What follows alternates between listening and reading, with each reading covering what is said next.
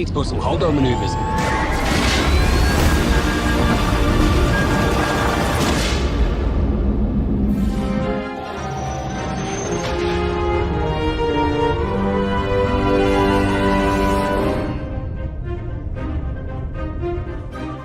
This is where the fun begins. Oh. Welcome, everybody. Welcome back to another episode of the Moving out. HOLDO Maneuver podcast. With me, as per usual, and as always, is Mr. Michael Soren with the J somewhere beneath me on the screen. And then somewhere, but not below me, but somewhere to some other part of the screen is Mr. Stanford Clark, who's usually my co-host over at Animation Fascination. Welcome, Stanford. He's also in a you. galaxy far away. Yeah. Yeah. And he has a low M count, as per what his headline says. But welcome back, Stanford. You also joined us for our Fan Fusion panel. For anyone that watched that episode too, that is also available for people to check out. So definitely check that out if you haven't already. But so this is It was goofy. yeah. So before we get into it, I know Mike has a question for me and Stanford. Well, what did Hemlock finally say when he figured out how to successfully clone a human? What did he say, Mike? The doozy. He said, "I'm beside myself." That's right. And Yeah. yeah, so if you haven't joined us before, like I said, I'm Mark. He's Mike.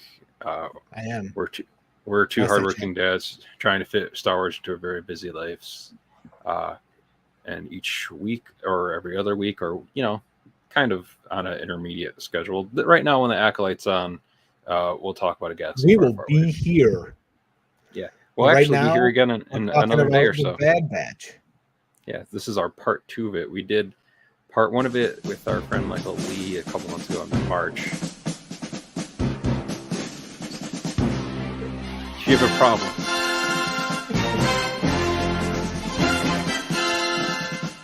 That's what we're talking about. A-Team in space. Shout out to the A-Team. Ah, You have to say it like Mr. that. T. Well, I think Wrecker would be Mr. T, or would he? I don't know. Maybe Mr. I T. don't Wrecker. recall. Wrecker would be the Mr. T equivalent because he's like the muscle. So I don't recall It much doesn't A-Team. pity the fool, that doesn't do whatever. yeah. But anyways, Liam Neeson was in the A-Team movie, so there you go. It brings it back to Star Wars. It was all coming together, Mark. Yeah. So this is for episodes 8 through 15. And like I said, we had Michael Lee on for episodes 1 through 7. And yeah, so this is basically just going to be us covering the last half of the final season of the show. And I guess before we kind of break it down episode by episode a bit, what did each of you think of like this back half of the final batch of episodes of the Bad Batch? We can start with Stanford and then Mike, and then I'll finish off. I've liked the Bad Batch. I thought it's been solid Star Wars storytelling.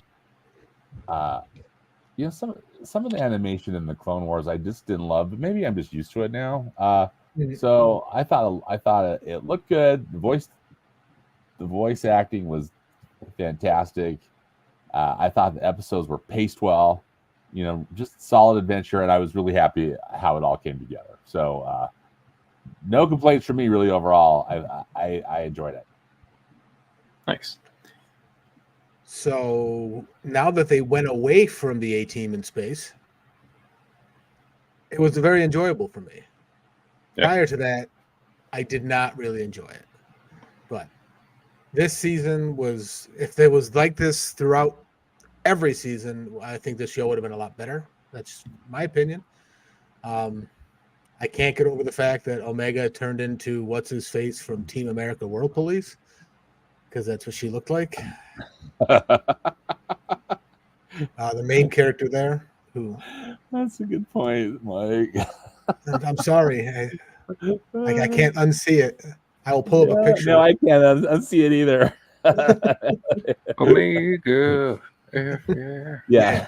So this season, definitely towards the end, they're just like, okay, let's set this up so these people can be in a movie or something, as like an appearance or as something. It's coming. It's going to happen.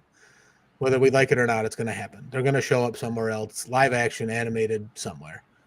But this season, I enjoyed it a lot more than the first two because it had a centralized story about them. It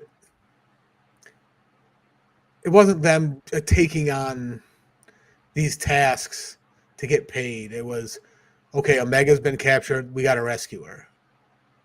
That was better for me than, okay, let's do this for you. Let's do this for you. Get this money. Let's do this. Let's get this money. Let's get A-Team in space is all I can think of.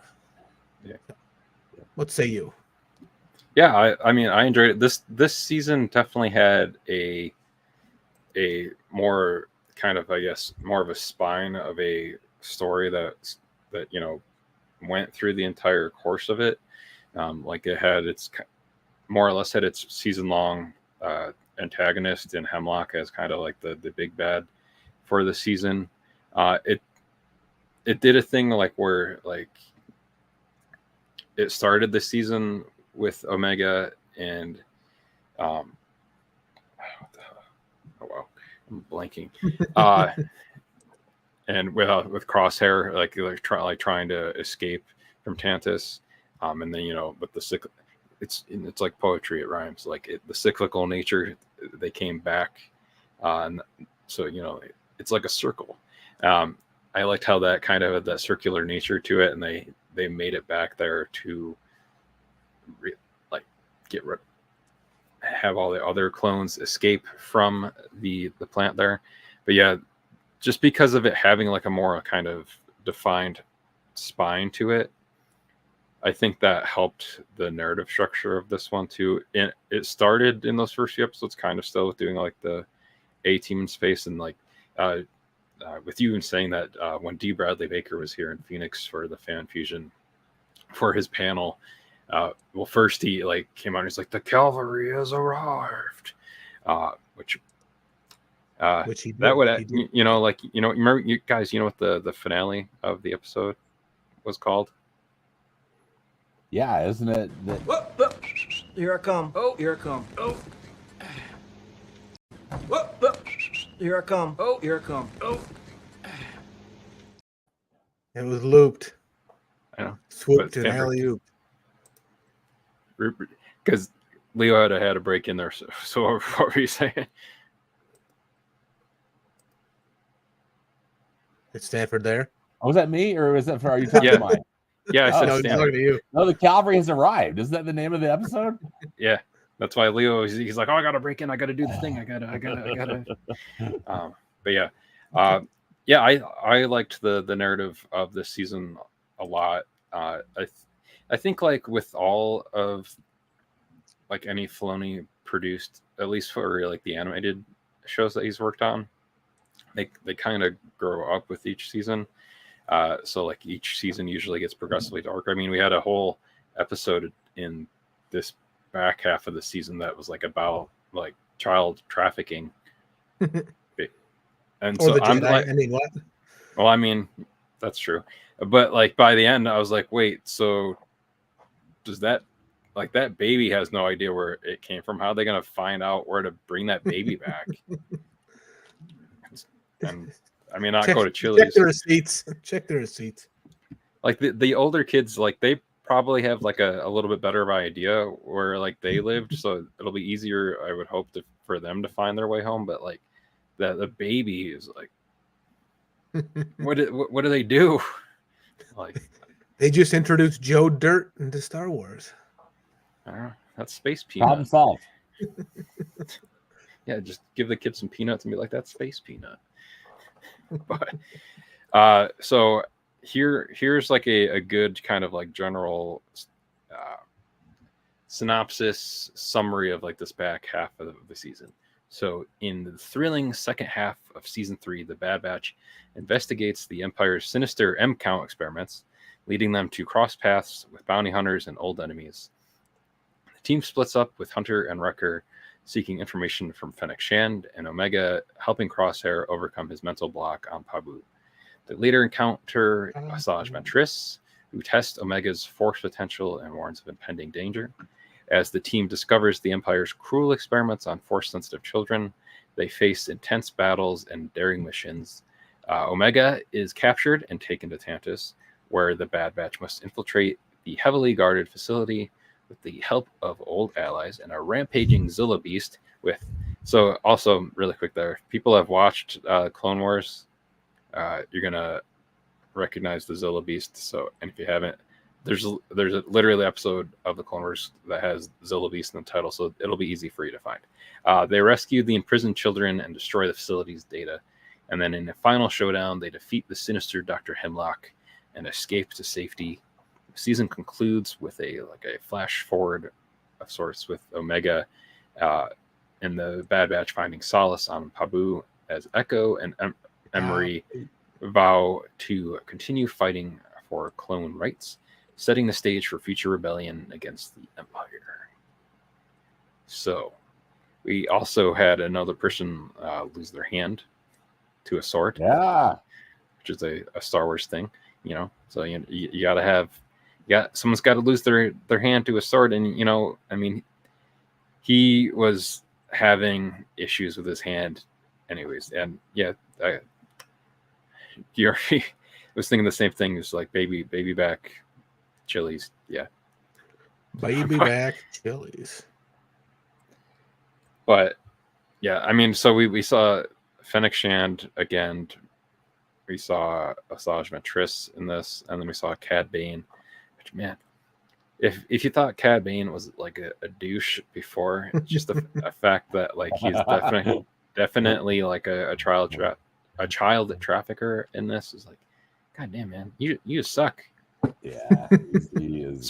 Spoiler alerts for Book of Boba Fett. I'm glad that the Boba Fett knocked you the F out. And by knocked you the F out, I mean killed you. Yeah. Which is he dead though? Is maybe. he? Well, good question. I do kind of wish that Omega had met Boba at one point, because they were like the similar non-accelerated Omega age. Or I mean that's what Boba would have looked like. That's what she looks like, and I can't unsee it. Now, no one can unsee it. I'm gonna. I did like that they had. I did like that they had Daniel Logan come back to do the voice of the younger clones that we saw again here on Pabu too. So that was cool. Yeah, they didn't let Tomorrow just speak in a high pitched voice. Kill him, Dad. Kill him. Yeah. Yeah. I'm Jango Fett. Boba Fett. I'm a clone. Nope. And there's no sonic charges to set off, so we just kept moving on the way that one off every episode, just so we can hear it. I know. I mean, right. Yes. But yeah. So Omega looks like Chris Pine. Hey, if Chris Pine looks like a dumb puppet, then yes. Omega. Boop. It doesn't. I was gonna say that doesn't translate as well as Matt Damon. So episode Matt Damon. Episode 8 of season 3 was called Bad Territory. That episode was one of Fennec Shand, and that one was desperate for intel, Hunter and Wrecker tracked down a dangerous bounty hunter. And so that I believe, yeah, that's right. There's a dangerous bounty hunter. Yeah. 309 was the Harbinger, and then that one was as the Batch plans their next move. A mysterious stranger arrives, and that was Asajj Ventress. So that was one of the questions I had. If what you guys thought is Sylvie is not happy with what's going, but they kind of set up like this whole thing with Omega, having some kind of specialty with her M count.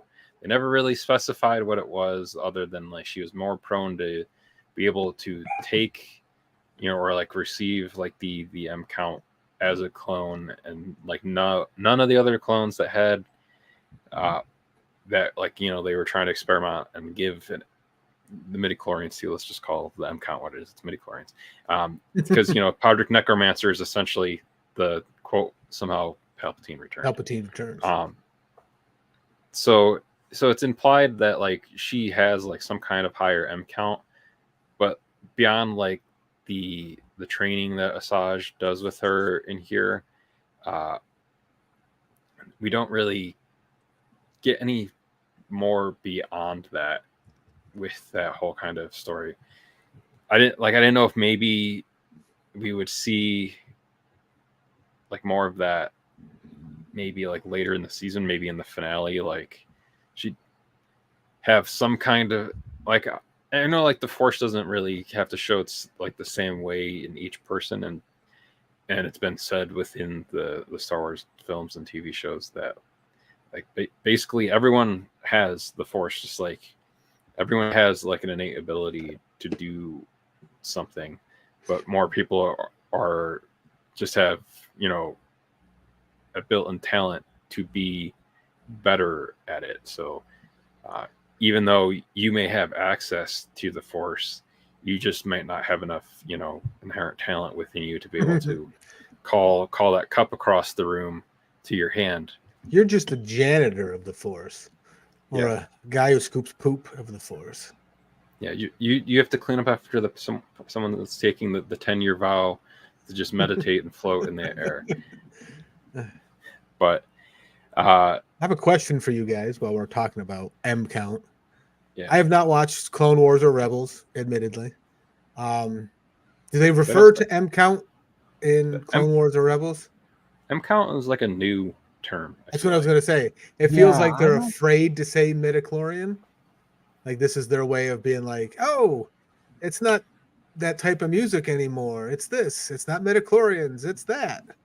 Yeah, it's Boba Fett's starship. It's Jat's music. It's M count. It is interesting. Trying to force it. Huh?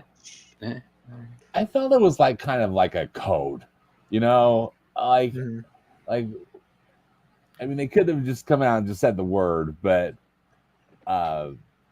anyway, not like a secret code or anything, but I think we all knew what they were talking about, right? Yeah, because I mean, it's quite obvious.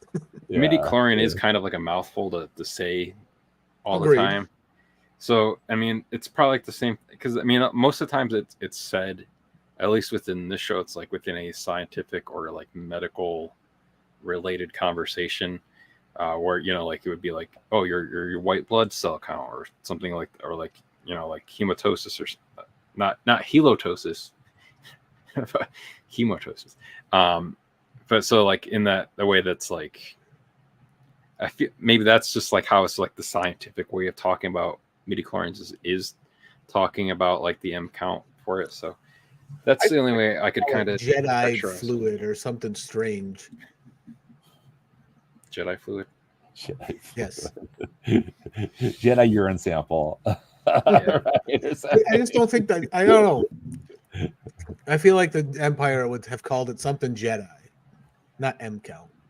Maybe. But maybe they're just the Kaminoans called it M count, and that's why they went with it. Yeah. So Collins here in the chat said, maybe I'm biased, but I never had an issue with the concept of midichlorians. Makes sense. I don't either. Manifest. Oh yeah. I don't think any of us do, and your comment's so large it's covering up Mike's face.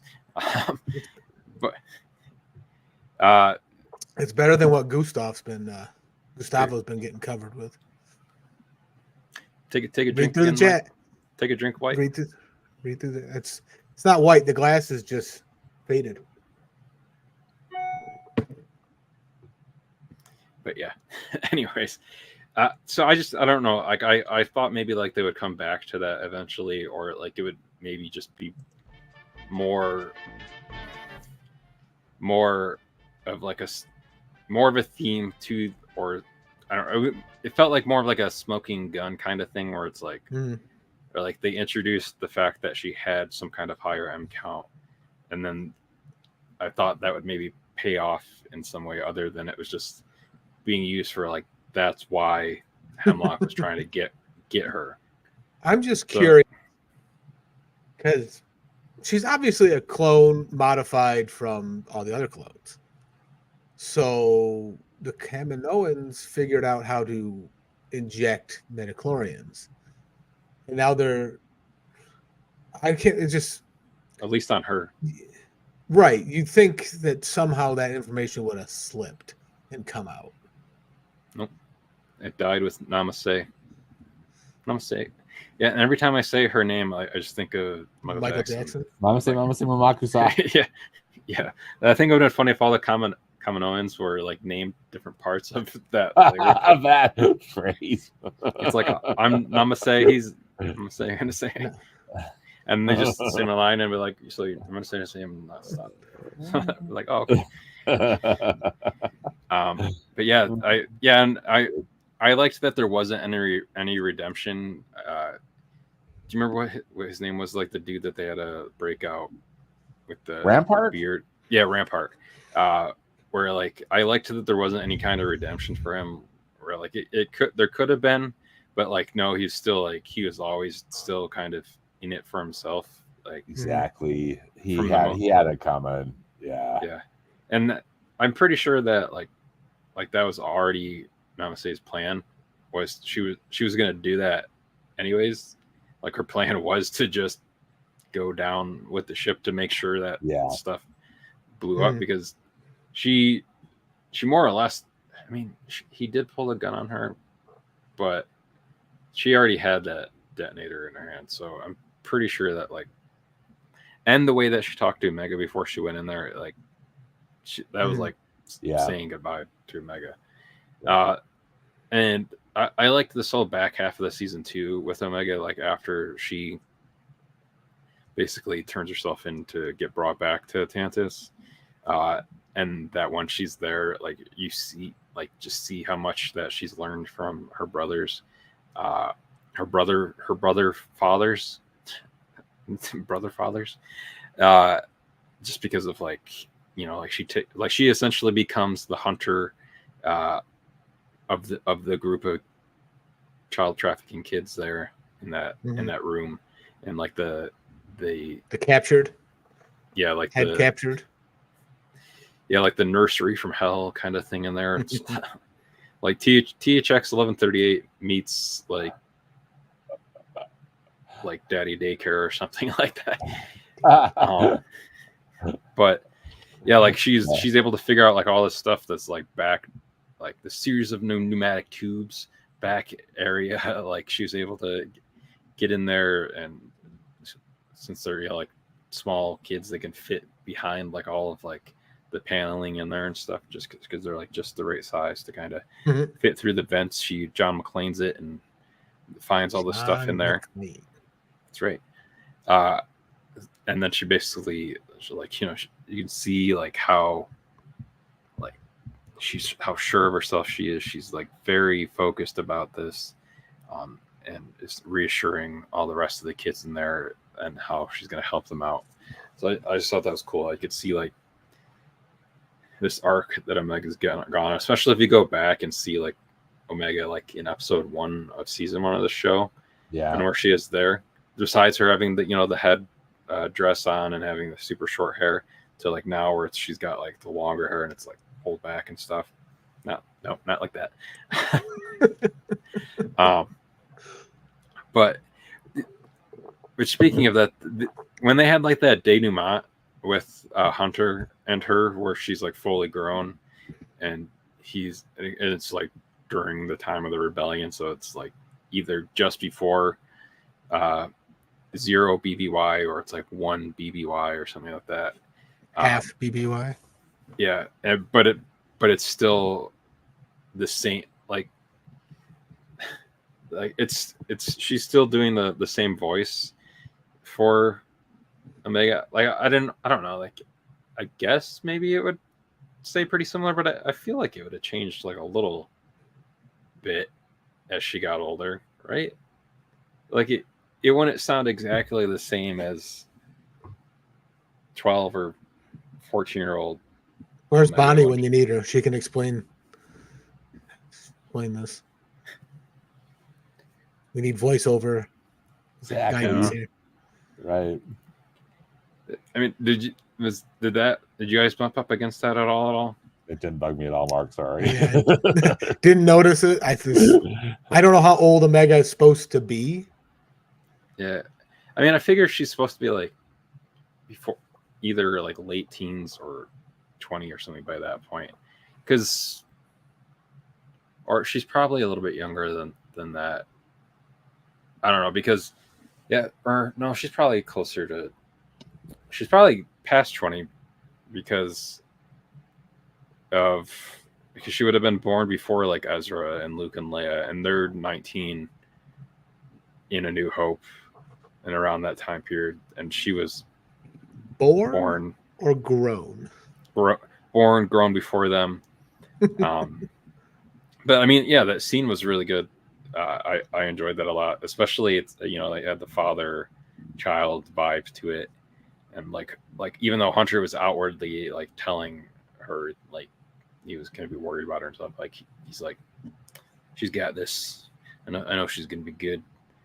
He raised her right. I'm also curious, because Hunter's so downtrodden and like beat up and clearly aged. Like, did they not factor that into these clones? Like, let's rapid age them and then stop aging. Well, because I know you haven't watched Rebels. So in Rebels, nope. They meet up with Rex is in that. Rex and Gregor.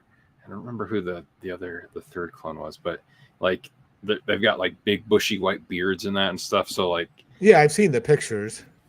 I just curious to why there was no forethought putting into this cloning process. Like, oh, let's keep these guys from aging past a certain point. That way we have more resources longer. I weren't thinking about that because they just wanted to use them for a very specific reason. Palpatine was like, I just need these disposal, because you saw like how through the show like how ready it was to just be like, nah, I don't need the clones anymore. I know, we'll just use humans to like curiosity. But yeah, you stop. You ever think Hunter took Omega camping? Would it be a hunt? I see that reference that you're doing there. Yeah. Look up Hunter Camp on the internet, then you guys will all see the reference that he's making there. I know our sometimes editor Vactor will appreciate that reference that Gustavo just made. But I don't know. I mean, I only slightly bumped against that because they made like a point of like she wasn't talking for like a good portion of like the whole denouement, and then she finally does. So I thought maybe they were like building up to it, like her having like a somewhat different talking like this. Like some random. I mean, she's the only one that has like the actual like Kiwi accent. Like, I mean, D. Bradley Baker's doing pretty good on there, but he doesn't like have like the real authentic, right? Yeah, he doesn't have the Tamara Morrison native Kiwi accent. Yeah, but, I don't really get it from Tomorrow in the show. Maybe I'm not hearing it, but I don't know. When he spoke, I don't remember him having a thick accent. Too busy being a dad to Aquaman. But and so Moana. That too. But we also like the episode 2, like the one that I kind of already alluded to, but like the child trafficking one, the episode 10 Identity Crisis, with like that episode entirely focuses on Emery, and it just like shows like how well like some of these characters we might consider like side characters in that. And like Emery is essentially, for all intents and purposes, a older version of Omega. So that's kind of why, like, I thought maybe like older Omega would just sound like Emery, because Emery is a female adult clone. I mean, you got to look at it in the same Okay. vein as none of the Bad Batch sound the same. So it's they're like, okay, this gene is Kiwi accent. There you go. I'd have to look it up, but I wonder if Omega is also Emery, like as far as actress. Actress voicing her. Yeah, I was going through that. I don't.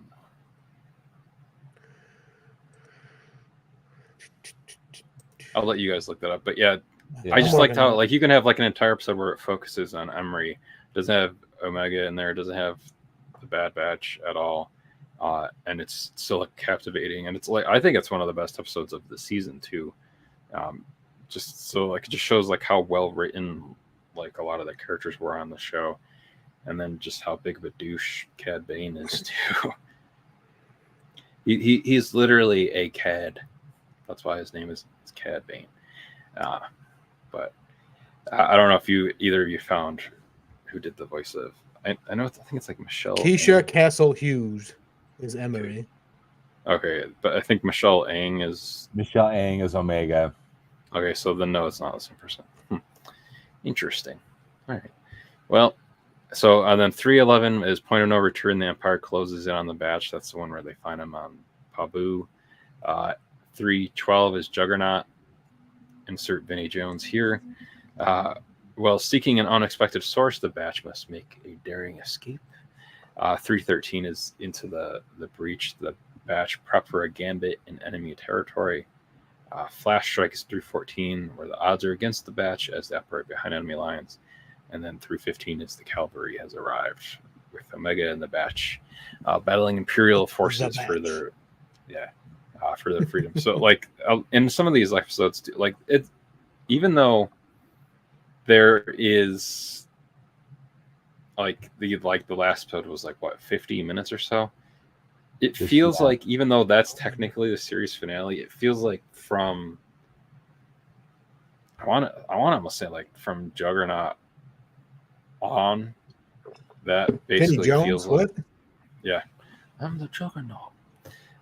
From Juggernaut to, like from 312 to 315, that feels like that's the series finale, just kind of like pieced out through there. Not like pieced out like peace out, but like pieced out. Kind of did. Kind of sort of. Hunter was just like, I can't stop you. Bye. Yeah. I did like here in the finale too, where like Crosshair was ready to sacrifice himself. You keep seeing him doing like this with like gripping his hand, which I mean, like I said, they did him a favor, I guess, cutting that hand off because he was already having issues with it anyway. He was having all these issues, yeah. Just cut off the thing at the source. So there you go. No more issues with your hand because you don't have a hand. And it didn't look like gun limbs, like death proof or whatever. I mean, you could have like a like the droid insert probe, like insert probe, like Echo does. Echo's got the probe, or he's got like the robot hand, which I like the pun with that. When he got the hand, he's like, "Thanks for the hand." Echo's like, "I'm funny, just nobody's around to hear me say it." Now I know there's also theories too that we might have saw Echo, or not Echo, like I always do that. We would have saw Tech come back maybe, and that like one of like these retrained or reconditioned clones that they fight here at the end would have zombies. Maybe sort of. I mean, which that's why it could have even fit that it was Tech. What did either of you think that Tech would come back in some way, and like they would have had like a thing of? I wonder. Like because I felt like that was maybe something they're setting up too, because they were really focusing on one of those reconditioned clones in particular, and I thought it was gonna be him. It wasn't. No. Tech's dead. He fell at the end of season 2 and he died. And he's gone. Yeah. Can't turn him on and off again to restore him either. They found his goggles though. So they must have they must have looked for him. Yeah. And Or someone did. If his goggles were that effed up, I hope that they didn't find Face him. first. Yeah. I don't know Right how under a far rock. I don't know how far he fell. Pretty He bad just fell like condition. into the abyss of the fog. He broke his fall with his eyeball. God. That's how you. You That's think how you they get green. found that out of him too? That's how you get blue and green milk. You just throw tech off of a moving train that's suspended up in the air, and when he hits the ground, put out your Luke cup. slurps him up. Yep. But not a red Solo cup. It's a green green bottle. But yeah, like I like that they kept referring back to Tech though in this season, like like Omega was gonna leave his goggles at like on the Shrine of Pabu when they were basically not gonna come back there, and then you see the goggles again on her dash. So I like that he's like living on in different ways there too, and then like even Crosshair like brings him up at that one point, which I didn't finish my thought on that. I like that Crosshair was he was essentially going to give himself like basically suicide mission it to allow Wrecker and Hunter to go get Omega and get out of there, because he's trying to take penance for what he has done. I expected him to die. Yeah, 100% thought that was going to happen. I was so glad that Hunter and Wrecker put the smack down on that idea. They just said, staying together. We're staying together. I that worked for me. What did you guys think? Yeah, that was the only scene like in the finale that kind of like hit me pretty hard. And I was like, oh man, this like. I think Crosser definitely had had the best overall arc from season 1 here to the end of season 3. I mean, did Wrecker have an arc? He likes to smash stuff. Hunter barely had one, if he had one at all. Oh, I think Hunter's was more like his whole thing like is essentially like a father arc thing where he had to learn to be like less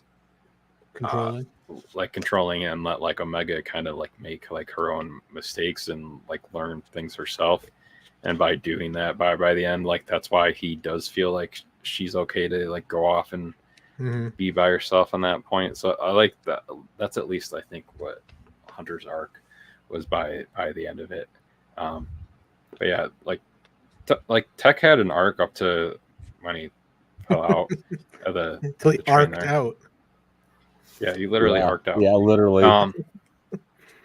But sorry, Collins. I know it affected you, and we're just making fun of it. Well, I mean, we've said this we deflect to actually talk about like our actual feelings about stuff when it becomes hard to talk about things. So that is why if we make more jokes about it, that actually means that we care a lot about it, and that's why we are making the jokes about it. And then like Echo, like the batch became like a smaller and smaller group, especially after Tech died in season 2. But like Echo joined them in that final season of the Clone Wars, and like became kind of like a after the fact Bad Batcher. But then after the fact Bad Batcher. Yeah, but then it became like that core group of like. Well, and then even for a while when Crosshair wasn't with them, it was literally just Wrecker and Hunter trying to find Omega at that point. So it was like it was 5 at one point, and then became 4, and then it became 3, and then it became 2. So the fact that actually none of them died besides Tech, like overall, like I was really surprised. I thought for sure we were gonna have some more deaths. I agreed. I thought they were going to do it with Wrecker there at the end, maybe. And again, I thought maybe they would have done it with Crosshair there too. I never like had any kind of suspicion that they were going to do it with Hunter at all. I never got like that vibe that they do that with him. I figured if they were going to kill him, they'd all die in some type of crash. Some type of like planned, okay, this is the only way out. This is the only way to save everybody. Plan 99. Right. For Do themselves. Plan 99 again. Been do the line from Titanic. It's been an honor playing with you, my friends. And they're just crashing a hemlock. They kind of did the. I liked that whole standoff there though too with Hemlock, and Crosshair like didn't want to shoot because he's been having the issues. Even like like resting like the gun like on stump, to make the shot. He didn't want to do it because he didn't want to accidentally shoot Omega in the face. He didn't want to do like what happened to Marvin in Pulp Fiction. Yeah. I guess he shot Marvin in the face. Yeah. Right, sorry to interrupt you, Margaret. I thought though, because I always thought someone was going to die, I thought that just added to the suspense, which was not a bad thing. Yeah. Agreed. That's something that I enjoyed. It was an added layer. Yeah. That when it was A-Team in space didn't have. Like, okay, they're going on this mission together. They're not going to die because it's just that'd be so fruitless and terrible writing. Like, okay, we're going to go steal this money from this person. Oh, Tech died for no reason because we were careless. Like, no, like they made it emotional. They made it count. Yeah. Yeah. It's true. Yeah, well, I mean, that's partly what they were saying to Crosshair too when he was offering himself up, and he had said that Clone Force 99 died with Tech, and be like, don't just assume like it's the same, and they're like, no, we are, we are like Dominic Toretto and everyone else that drives with them. We're family. So, we don't have Fast and the Furious in space yet. Fast 9 did have a car in space. I meant Star Wars. I was like that they did go to space. I stopped caring about that franchise 1/8 of the way into Tokyo Drift. Oh man, they got good after that. I mean, Tokyo Drift is actually number 5 is my favorite. But yeah, just jump to 5 and watch that one. No. Yeah. Watch 5 and 7, and you're good. I'll watch number 1 where they're stealing DVD players. Well, watch 1, 5, and 7. There you go. That's the trilogy. 1, 5, and 7. The trilogy. That's all you need to watch. 1, 5, and 7. Because then you get like the beginning of the arc of like Dom and Paul Walker. I forgot, or Brian, which again is weird that Dominic Toretto named his kid Brian when Brian actually isn't dead in the universe of the things. So it's like, that's weird.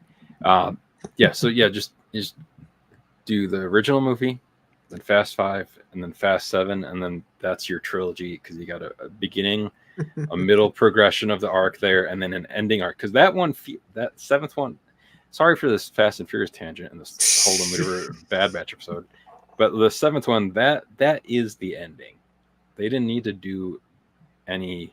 They didn't need to do 9 after the first one. Well, I know, but like 1, 5, and 7. First one was barely justified. That's a good cohesive trilogy. Is 1, 5, and 7. I recommend that because then you get like a good arc. Because then your arc is the Brian Dom friendship and arc for that, and then like how that goes through. But anyways, forward. Onward. That's a different show.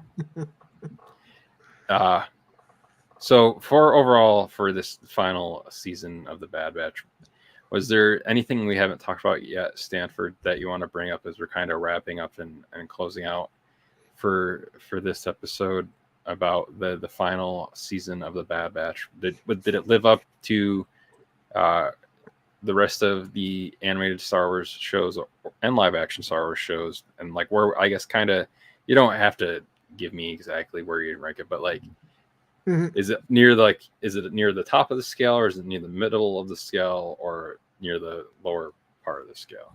Well, that's a really good question, Mark. I kind of even though so many of these characters are kind of are in multiple episodes, I kind of group the Star Wars stuff like animated Star Wars and then theatrical Star Wars and then now Disney Plus Star Wars, right? So I still, even though he's one of them, they all interact. That's just kind of how I process it in my brain, for better or for worse. I think so. For animated Star Wars, I thought that the Bad Batch was really good. I think my favorite animated Star Wars is still Star Wars Rebels.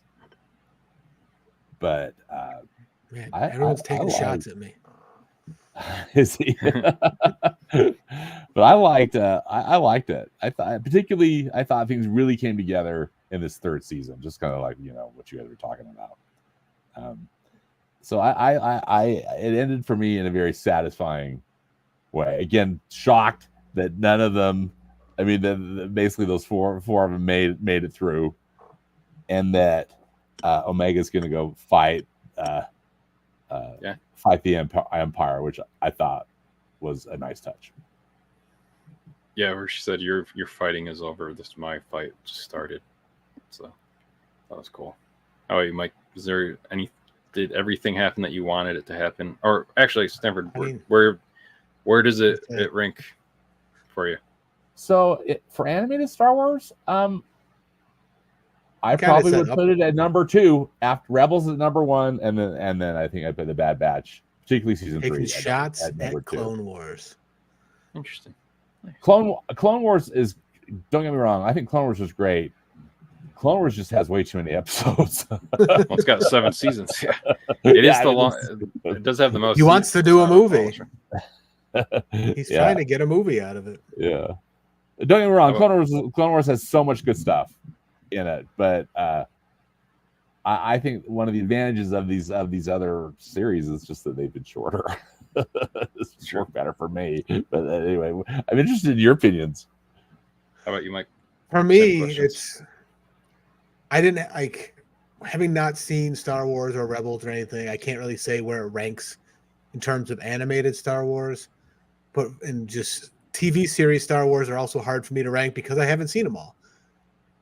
I can say it's definitely better than Book of Boba Fett, but that's like stepping on a dog turd and saying you have good luck. It's like, no, you're not really making any good points here. But it was good.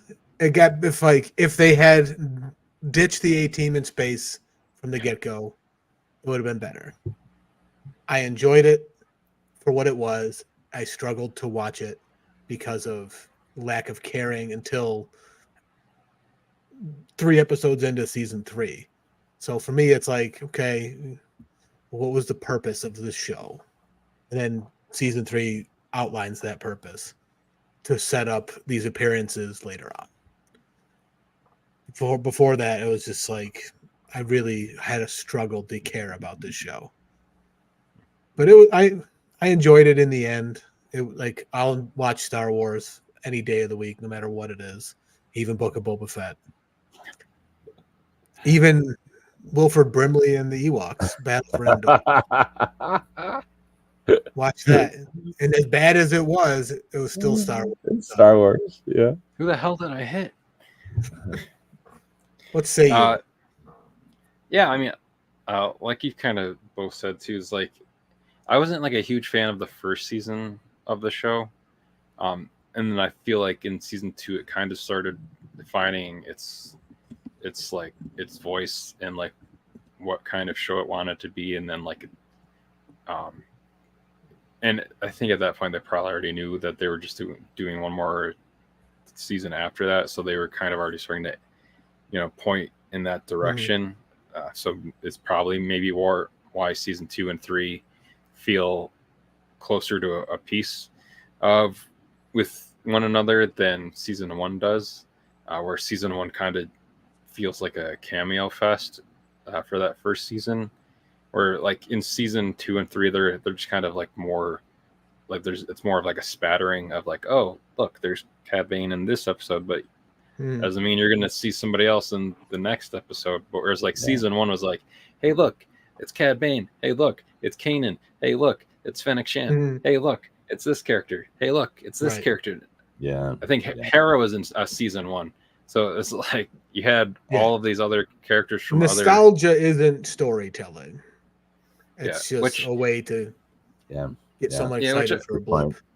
I guess was kind of just maybe like table setting more for like to give you like a very defined time, like placement of time with where these certain characters are at the same time as some of these other characters we know from other shows.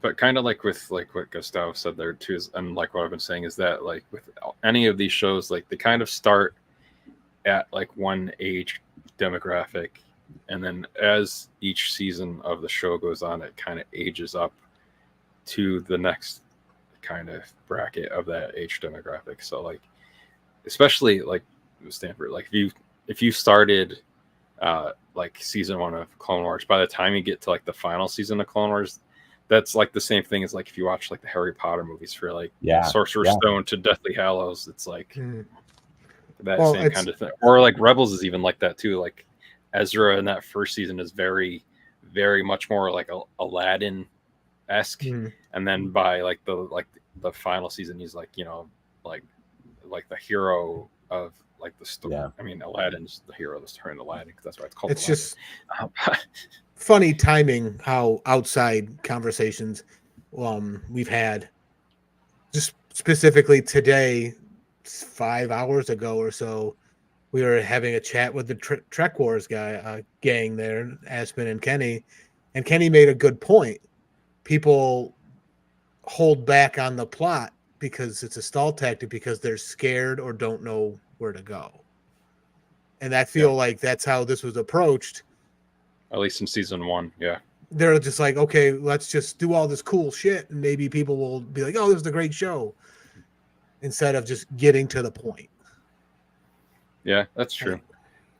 Yeah, and when you have an end destination in, like, you know where you're driving to, then you can have more of an aim of where you're lining yourself up on the road or the map at that point to be able to make it to that destination. Whereas like, oh, look, there's a ball of yarn, we'll go over there. Oh, hey, let's check this out. That seems cool. I forget who taught it in one of the many writing classes I've taken. I think it was Brad Corbismeyer, if you remember him from Oswego. Yeah. I think it was him. It was the lesson was write your beginning, then write your ending, and figure out how to get the two together. That's just something someone in some class I took, I think it was Brad, said, and I was like, so that's whenever I write something, okay, this is, I try to get the ending sooner than later and then try to figure out how to get there. It drives me insane, but it also helps you focus, because otherwise you'll have 500 pages of rambling. So. Yeah, and with that, I wonder if we will see Omega in anything else. I do hope that they do another animated series soon, and I hope that that one is set in this time period between, like, the same kind of time period that like Mando and Ahsoka are in, where it's like that period between Return of the Jedi and Force Awakens, because there's not a lot of the great dark spot. Yeah, there's not a lot of stuff in that 30-year time gap. Like, they could do it past the events of like Mando and stuff. So it's like, I don't know, like 15 years deep into like that intermediate area. Because I know like Mando's supposed to be like roughly maybe 5 years after Return of the Jedi. And I know like all those like Ahsoka and stuff like that are all supposed to be like around that same time. I mean, they're already putting the Rebels gang in Mando, so maybe in the next season or movie of Mando will have an Omega appearance. Yeah, well, because Hera will need help doing something.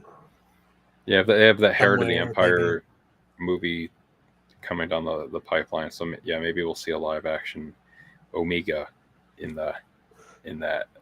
Maybe she'll be wearing an Omega watch. We already just have like James live Bond. Action Omega. That's live action Omega right there.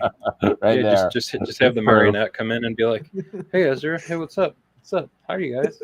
And she even has a song. I think it'd be, Yeah. I think it'd be awesome Her- if instead of live actioning all these people, they just put in their animated character amongst. Who's to say there's not an alien race that's this style of animation? Well, I mean, it's kind of funny that you're even bringing up the Team America thing, because the whole production animation design for Clone Wars, like the original, like why they're shaped and like designed the way that they are, is based off of the Thunderbirds marionette TV show, Right. which is what inspired Team America. So it's kind of like a funny cyclical nature Right. that's probably why she reminds you of that, because like they showed up in the Clone Wars first, so they kind of had to stick sort of close to that design. Kenny likes to use here to go back to Kenny. It's like poetry. They rhyme. But that seems like a good spot to wrap this episode up. So, Stanford, where can people find you online besides here in this live episode? I've got a movie podcast and blog at moviespastandpresent.com, and follow me on Instagram. My feed is movies@PAP, as in past and present. Nice. And then Mike and you can find us here on the Hold a Maneuver. You can find me with Stanford Animation Fascination as well. And you can find, again, me and Mike on the Richmond Way, too, if you like Ted Lasso. But yeah, but as always, we are grateful to George Lucas for creating the Star Wars universe. Oh, dear. Thank the maker. Bye. Bye.